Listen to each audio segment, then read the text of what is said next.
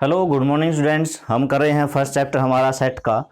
और कल हमने जो 1.3 है उसके 18 सम कर लिए थे। देखो किसी में 1.3 में हो सकता है, 1.4 में हो सकता है ये किसी में ना भी हो, बहुत सारी इसमें चेंजेस हैं। तो कल जब जब जहाँ तक हमने कर लिए थे वहाँ से हम आगे करते हैं। 19th सम से शुरुआत करते हैं। Prove that if A is the subset of B and B is the subset of C. पहले पढ़ो कि इसमें दे क्या रखा है। 19th में क्या दे रखा है, ये गिवन है A is the subset of B और B is the subset of C। और प्रूव क्या करना है, पहले ये समझ लेते हैं कि स्टेटमेंट में दे क्या रखा है। A is the subset of C। अब ये क्या कह रहा है, A के एलिमेंट B के अंदर हैं, B के एलिमेंट C के अंदर हैं, तो प्रूव करना है कि A के एलिमेंट C के अंदर होंगे। नेचुरली भाई देखो, A में मान लो 1 2, B में मान लो 1 2 3, तो A वाले B में है 1 2। अब B में 1 2 3 है, C में मान लो 1 2 3 4 5, तो B वाले C में है 1 2 3 4 5। तो A में क्या था 1 2, वो C में होंगे ना, 1 2 तो आया ही आया। फिर भी अगर इसको मैंने प्रूव करना है तो देखो ऐसे करेंगे, लेट x। जब भी हमें प्रूव करना होता है, हमें ये चीज प्रूव करनी है, तो x का A का मैं एक एलिमेंट मान के चला A, because A subset B। इसका मतलब क्या होता है, all element of A are in B। तो सो मैं कह सकता हूं X belong to B। also B subset C, इसका मतलब क्या होता है, all element, ये गिवन है ना, ये भी गिवन है, ये भी गिवन है, all element of B are in C। अब x b में है, b के c में है, तो कह सकता हूं x बिलोंग टू c। देखो यही कहते हैं ना, ये दिखाने के लिए क्या करते हैं, इसका एक x मान के चलते हैं और वो x इसमें भी है, ये हमने प्रूव कर दिया। तो सीधा सा है, लिख सकते हैं so x belong to c। x subset c, ये c है, ये सबसेट है, बस सबसेट को थोड़ा सा छोटा लिख देना, c को थोड़ा सा बड़ा लिख देना, ताकि पता भी चलता रहे। ठीक है, थोड़ा सा फर्क होना चाहिए। सबसेट को मैं इस तरह से लिख देता हूं, ठीक है, बस ये है। अगला क्वेश्चन है 20th है। देखो 20th क्या है, 20th है, हाँ 20th तो फिर देखो प्रॉपर्टी वाला आया है भाई। अब पिछले सम में हमने बहुत सारी प्रॉपर्टियां की थी और उन प्रॉपर्टियों को प्रूव भी किया था। अब वो आपको सारी प्रॉपर्टी याद रखनी, बहुत सारी प्रॉपर्टी होती है। जैसे कि देखो, A सबसेट होता है A यूनियन B का, ये आपको याद रखना है। B सबसेट होता है A यूनियन B का, ये याद रखना है। A इंटरसेक्शन B A का सबसेट होता है, A इंटरसेक्शन B B का भी सबसेट होता है। और मैं बहुत सारी प्रॉपर्टी बताता हूं, जैसे कि मान लो A का कॉम्प्लीमेंट क्या होता है, U माइनस A। A का और यूनियन A का कॉम्प्लीमेंट क्या होता है, U। A इंटरसेक्शन A का कॉम्प्लीमेंट क्या होता है, फाई। बहुत सारी प्रॉपर्टियां हैं, ठीक है। अगर हम A की इंटरसेक्शन कर दें फाई के साथ तो क्या आएगा, फाई आएगा। अगर A की यूनियन कर दें फाई के साथ तो क्या आएगा, A आएगा। अगर A की इंटरसेक्शन कर दें यूनिवर्सल सेट के साथ तो A आएगा। और अगर A की यूनियन कर दें यूनिवर्सल सेट के साथ तो यूनिवर्सल सेट आएगा। इसके अलावा बहुत सारी प्रॉपर्टियां होती हैं, जैसे कि मान लो A intersection A union B दे रखा हो। देखो इसको कैसे खोलते हैं, A इंटरसेक्शन A यूनियन, एक मिनट इसको दूसरा लेते हैं, 3 सेट ले लेते हैं ना, 3 ले लेते हैं। मैंने ले लिया A intersection B union C, कुछ इस तरह से ले लिया, ठीक है। तो A इंटरसेक्शन B यूनियन में A इंटरसेक्शन C। जैसे गुणा नहीं करते कि मान लो कि बाहर 2 हो अंदर x प्लस वाई हो, तो क्या करते हैं, 2 की मल्टीप्लाई x से 2x, फिर ये बीच वाला सिंबल लिखते हैं प्लस में, 2 की मल्टीप्लाई y से। तो वैसे ही मैंने कर दिया, A की इंटरसेक्शन 2 के साथ, देखो मल्टीप्लाई होता है तो मल्टीप्लाई करते हैं, A की इंटरसेक्शन B के साथ, फिर ये बीच वाला सिंबल लिख दिया, और फिर A की इंटरसेक्शन C के साथ। बिल्कुल इसी तरीके से मल्टीप्लाई ऐसे करते हैं ना, वैसे वो कर दिया, ठीक है। इस तरह से खोल सकते हैं। अच्छा, और भी A माइनस B किसके बराबर आया है, A इंटरसेक्शन B का कॉम्प्लीमेंट, ये प्रॉपर्टी आई है। बहुत सारी चीजें अब हम इसमें लगा सकते हैं अगले एक्सरसाइज में।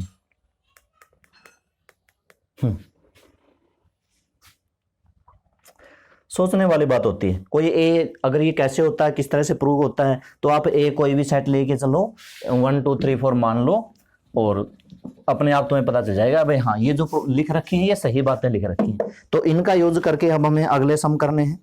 20 का फर्स्ट पार्ट है। फर्स्ट पार्ट में क्या लिख रखा है, ए माइनस बी और यूनियन बी और is equal to A union B, A minus B union B is equal to A minus B. तो देखो अभी अभी मैंने बताया ए माइनस बी किसके बराबर होता है, ए इंटरसेक्शन बी के, यहां लिखा था ना ऊपर वाली लाइन के नीचे वाली लाइन, ठीक है, 2 लिखा था। अगर नहीं पता तो वीडियो थोड़ी सी बैक करके देख लो। और फिर बाहर क्या है, union B is equal to A, ये तो प्रूव करना है, ए यूनियन बी तो प्रूव करना है, आना चाहिए। अब इस ब्रैकेट को आप कैसे खोलोगे, किस तरह से खोलते हैं, देखो किस तरह से खोलते हैं। ये समझो ये ब्रैकेट में है, ये प्लस में है, मान लो ये x प्लस वाई है और बाहर मल्टीप्लाई में जैसे 2 है, तो क्या करते हैं बाहर वाले की मल्टीप्लाई ए के साथ, तो यूनियन बी ए के साथ, मतलब समझना ए यूनियन बी, फिर बीच वाला सिंबल लिखते हैं और फिर इसकी इसके साथ, मतलब बी इंटरसेक्शन बी का कॉम्प्लीमेंट, ऐसे लिखते हैं ना। मान लो कि ब्रैकेट में x प्लस वाई हो, 2 रो तो 2 आगे लिखेंगे, 2x प्लस 2y, इस तरह से लिखते हैं। अच्छा बी का अभी अभी मैंने लिखा था ए इंटरसेक्शन ए का कॉम्प्लीमेंट क्या होता है, ए इंटरसेक्शन ए का कॉम्प्लीमेंट, एक मिनट, यूनियन आएगा भाई, बी के यूनियन करने था ना, यूनियन बी और बी के कॉम्प्लीमेंट को मिला दें तो यूनिवर्सल सेट बन जाता है। अगर ए को और ए के कॉम्प्लीमेंट को मिला दिया जाए तो यूनिवर्सल, जैसे मान लो यूनिवर्सल सेट के अंदर है 1 2 3 4, यूनिवर्सल सेट के अंदर क्या है 1 2 3 4, इस तरह से मैंने 4 एलिमेंट ले लिए। ए में मान लो कि मैंने 1 2 लिया और ए का कॉम्प्लीमेंट क्या हो जाएगा, पता है भाई 1 2 को छोड़ के क्या हो जाएगा 3 4 हो जाएगा।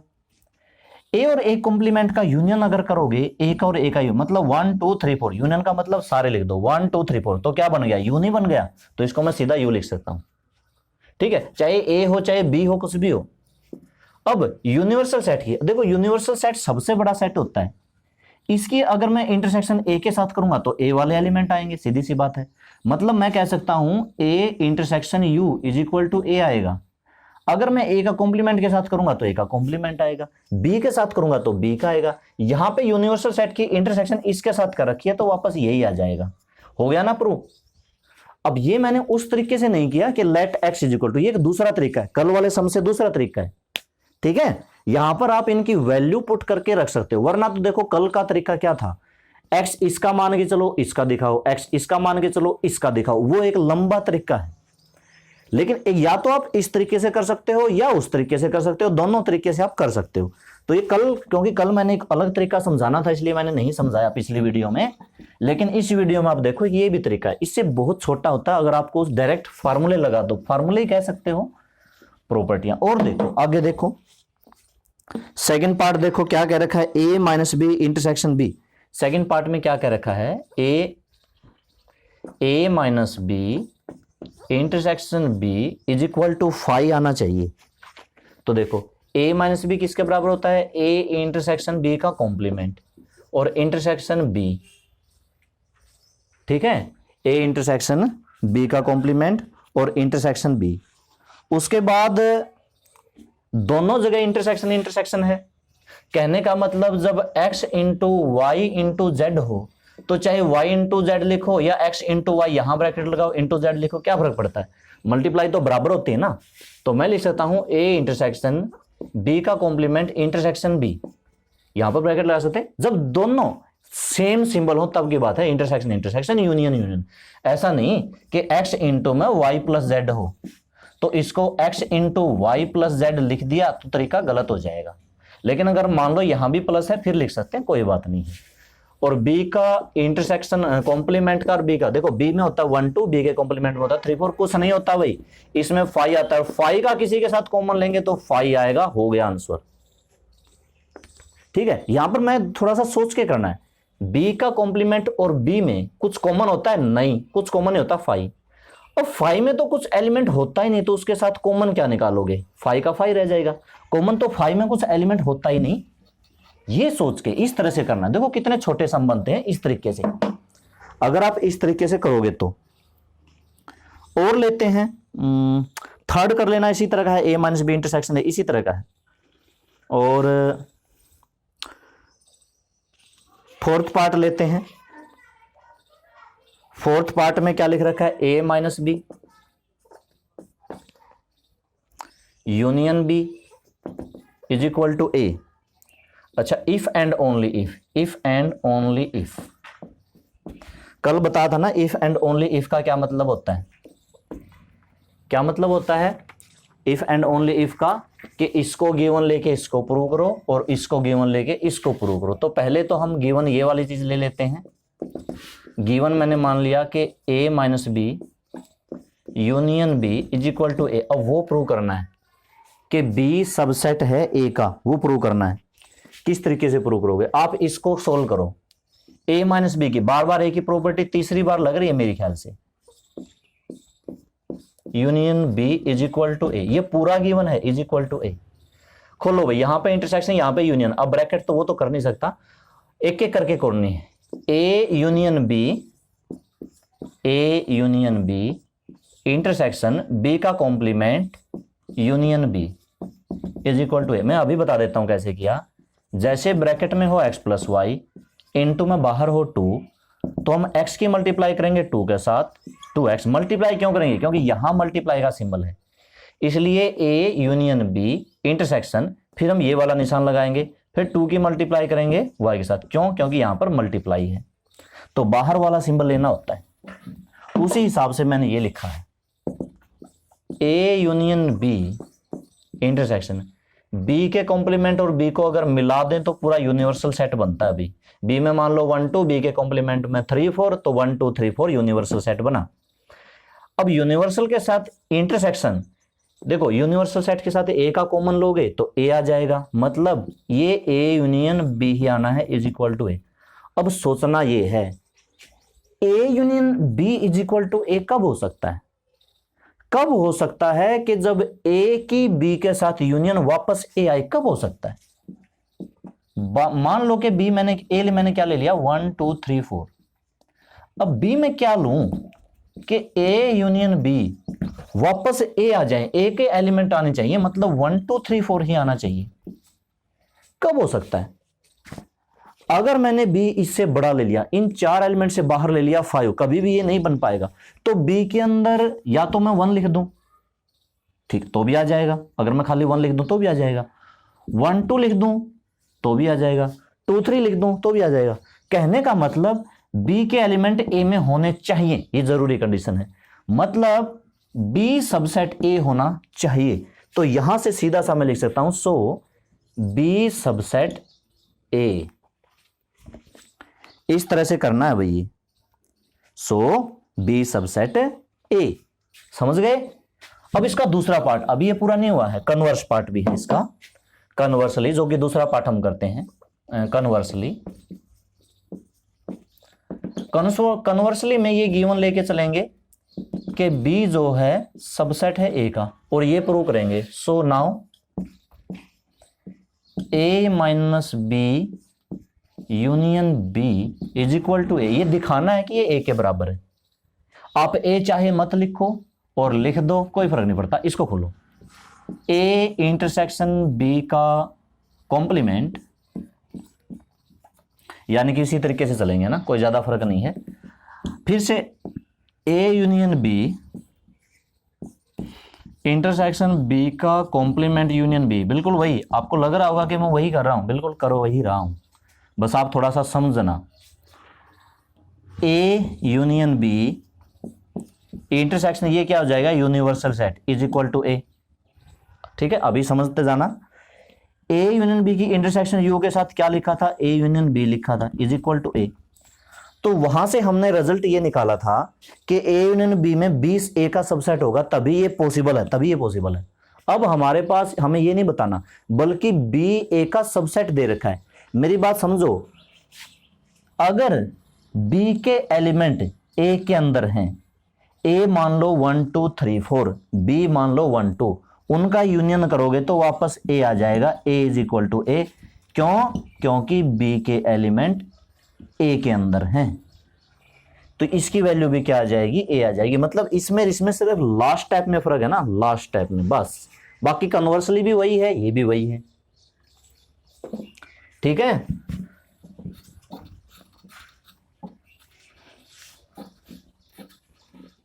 आगे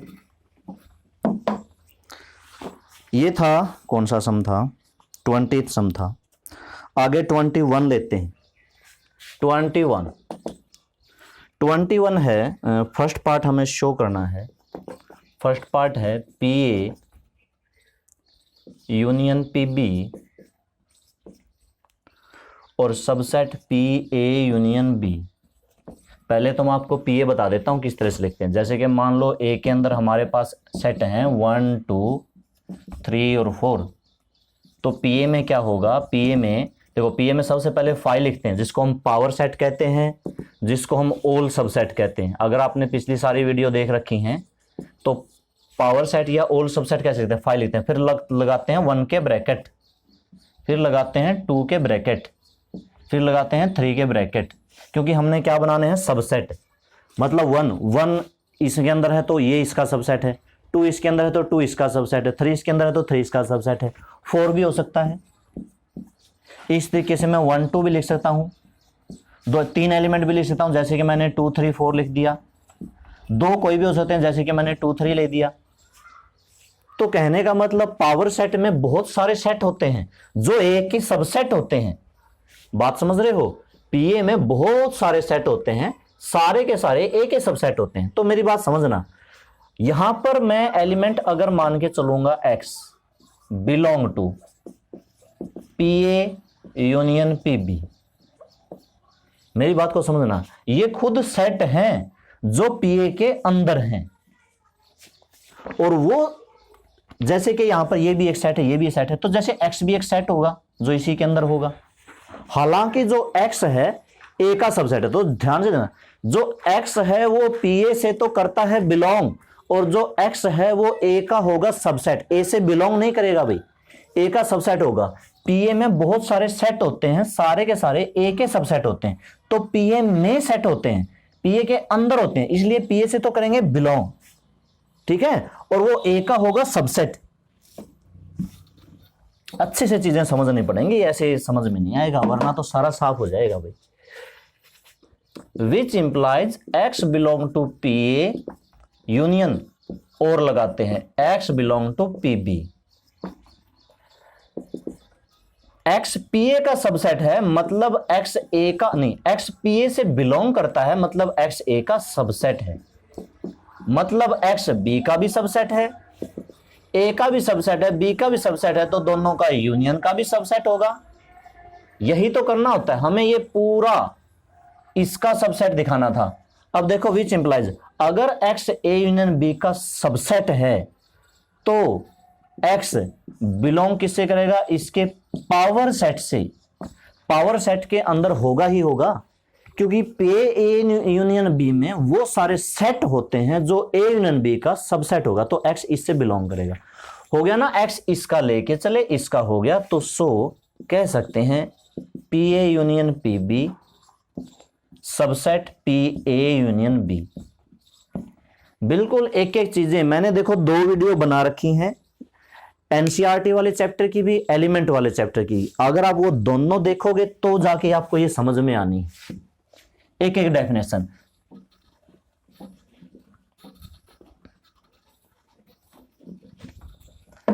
देखो आगे,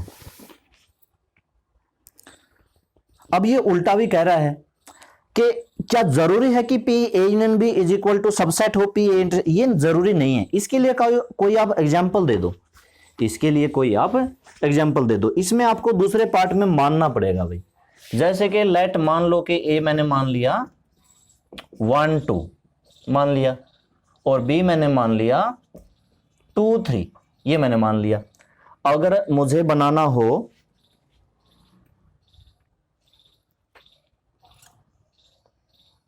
बड़ा बन जाएगा। एक एक एलिमेंट लेते हैं ना, छोटा जब छोटे से हो सकता है तो बड़ा क्यों ले। एक काम कर लेते हैं, ए में सिर्फ मैंने एक ही एलिमेंट ले लिया, बस कुछ भी ले लिया, 2 ले लिया, और बी में भी मैंने एक ही एलिमेंट लिया, मैंने क्या लिया, 3 लिया। ठीक है। पीए मतलब ऑल सबसेट। एक तो 5 लिखना है और 2 खुद लिखना है, इसके अलावा और लिख नहीं सकते, और इसको ब्रैकेट में बंद करना है। पीबी बी का बना रहे हैं भाई, एक तो 5 लिखना है, एक 3 लिखना है, एक ही एलिमेंट है और कुछ बना नहीं सकते, तो इसको ब्रैकेट में बंद करना है। अब ए की और बी की यूनियन कर दो, ए की और बी की यूनियन कर दो, मतलब 2 भी आया 3 भी आया। अब इसका सबसेट बनाना है, मतलब पी ए यूनियन बी। सबसे पहले लिखोगे 5, फिर 2 लिखोगे, फिर 3 लिखोगे, फिर 2,3 लिखोगे और बंद करोगे। अब यहां से ये क्या पूछ रहा है, अच्छा मैंने एक काम नहीं किया, मैंने इसकी और इसकी यूनियन नहीं की, चलो अब कर देते हैं। पी ए की यूनियन करो पी बी के साथ, ये दोनों लिखो, मतलब हमें 5 भी लिखना है, 2 भी लिखना है, 3 भी लिखना है, 2 भी लिखना है, 3 भी लिखना है, और इसको ब्रैकेट में बंद कर दो। ये क्या पूछ रहा है सेकंड पार्ट में, क्या जरूरी है कि पी ए यूनियन बी इसका सबसेट हो? देखो जरूरी नहीं है। देखो इसके ये जो चौथा एलिमेंट है ना, पहले 3 तो हैं इसमें, लेकिन चौथा एलिमेंट इसमें नहीं है, तो ये जरूरी नहीं कि ये इसका सबसेट हो, लेकिन ये इसका सबसेट है, ये इसका सबसेट है। देखो देखो इसके तीनों एलिमेंट इसमें, लेकिन इसके इसमें नहीं है। तो यहां से हमारी चीजें दोनों पार्ट प्रूव होते हैं, लेकिन आपको केवल सेकंड पार्ट में करना, फर्स्ट पार्ट में नहीं करना। अगला 22 है, if S and T are two sets such that the each is the subset of other then equal to. ये आसान है भाई। 22 में क्या लिखना हमें, देखो प्रूव क्या करना है। गिवन क्या है, गिवन क्या है, एस सबसेट है टी का और टी सबसेट है एस का, मतलब दोनों एक दूसरे के सबसेट है। ये लिख रखा ना, show that if two set S and T are such that each is the subset of other. इसमें आपको खाली 1-2 लाइन लिखनी है। क्या, if S subsets T then all element of S are in T, if T subset A then all element of T are in S, which is only possible only if S is equal to T। यानी कि ये कुछ नहीं करना, लिखना, आपको ये बात समझानी है, जो बात हमें पता है वो बात समझानी है। क्या पता है कि S के T के अंदर हो, T के S के अंदर हो, तो वो बराबर होते ही होते हैं। अपनी लैंग्वेज में ये लिख देना जैसे मैंने बताया है वैसे। तो ठीक है स्टूडेंट्स, ये हमारी एक्सरसाइज होती है पूरी। कल फिर एक हमारी इसकी लास्ट एक्सरसाइज बचती है, और जिसमें मेरे वाली बुक में कितने हैं, 16 है मेरे वाली बुक में, शायद ये लास्ट होगी, इसकी मिसलेनियस भी नहीं है। ठीक है, लास्ट एक्सरसाइज है। और ये जो लास्ट एक्सरसाइज है ये कॉम्पिटिटिव एग्जाम के लिए भी ज़रूरी है भाई। इसमें जो फार्मूला जो मैं बताऊंगा ना कॉम्पिटिटिव एग्जाम में भी, दरअसल ये रीजनिंग का पार्ट भी होता है, और तुम्हारे 11th में तो अभी सीख लोगे तो अच्छी बात है।